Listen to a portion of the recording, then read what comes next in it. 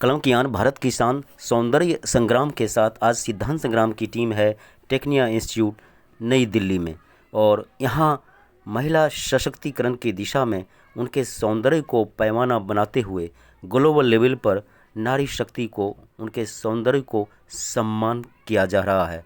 उनके कद, उनके रंग, उनके कपड़े, उनके फिगर, उनके बाल संवारने के तरीके, उनकी आँखें, उनका आत्मविश्वास, उनका विवेक, उनकी करुणामयी वाणी और कोकिल वाणी के साथ साथ उनकी कला, उनकी दयालुता, ममता और शालीनता और लज्जा के पैमाना के तले ग्लोबल लेवल पर नारी शक्ति को किया गया सम्मान। इसलिए तो नारी सौंदर्य पर किसी शायर ने ठीक ही कहा है कि कुछ अपना अंदाज है, कुछ मौसम रंगीन है, तारीफ करूं या चुप रहूं, जुर्म दोनों ही रंगीन है।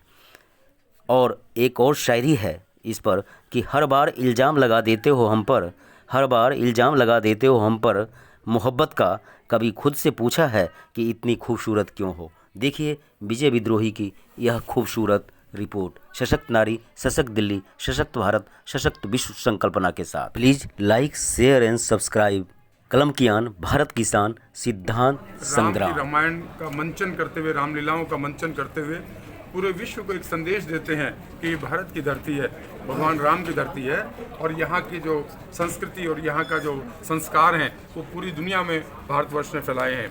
चाहे वो जीरो से लेकर के, चाहे वो चंद्रमा से लेकर सूर्य के, सारा विज्ञान यहाँ से शुरू हुआ है। लेकिन पूरे विश्व में, इस पृथ्वी पे जितने भी देश हैं, उन सब कंट्रीज़ को अपने अपने कल्चर को, अपने अपने वहाँ के चरित्र को, अपने अपने जितने भी संस्कार हैं या वहाँ का कल्चर है उसको डेवलप करने के लिए वो भी लोग प्रयास करते हैं। और ये विभिन्न कंट्रियों की जो हमारे यहाँ कृतियाँ हमारे बीच में आई हुई हैं, जिन्होंने उन सभी देशों के वहाँ के कल्चरल प्रोग्राम को यहाँ प्रस्तुत किया, और हमारे ऑर्लिन स्कूल और अन्य दूसरे स्कूलों के सभी बच्चों ने, अभिभावकों ने इन सब को देखा कि किस प्रकार से पूरी दुनिया का कल्चरल प्रोग्राम एक प्लेटफॉर्म पर ये आकर के ऑर्लिन स्कूल ने ऑर्गेनाइज किया है और ये सभी के बीच में इसको पहुँचाया है। इसके लिए ऑर्लिन स्कूल का बहुत आभार मुझे व्यक्त करना चाहिए। धन्यवाद। सशक्त दिल्ली, सशक्त भारत और सशक्त विश्व के लिए नारी सशक्तिकरण क्यों जरूरी है?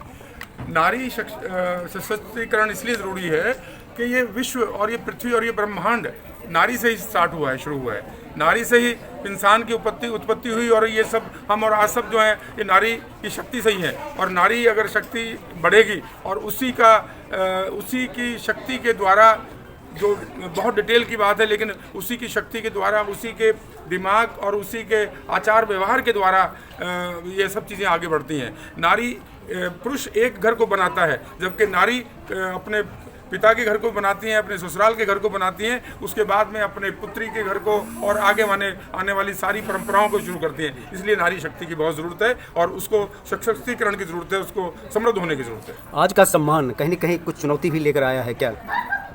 चुनौती हमारे सामने यही है कि हम सच्चाई को स्वीकार करें और नारी शक्ति को स्वीकार करें और उसको आगे बढ़ाएं। धन्यवाद। धन्यवाद।